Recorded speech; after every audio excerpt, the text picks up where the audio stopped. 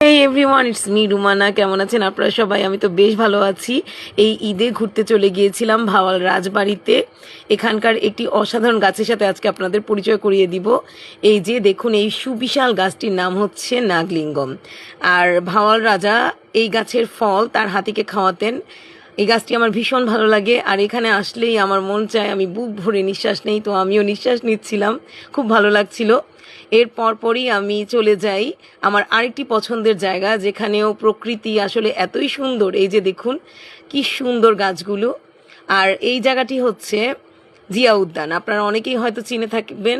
তো আমারও এই জায়গাটা ভীষণ পছন্দ, শুধু এই প্রকৃতির কারণে, কারণ এখানে আশপাশে এত সুন্দর গাছ। এই গরমে আমার মনে হয় প্রকৃতির মাঝে ঘুরতে যাওয়াটাই বেস্ট, যার কারণে আমি চলে গিয়েছিলাম এর পরপরই জিয়া উদ্যানে।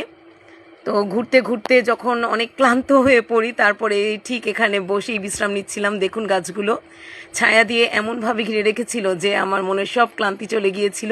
আর এই যে টলমলে লেকের পানি, ভীষণ ভালো লাগছিল। এই লেকটাও আমার খুব পছন্দ।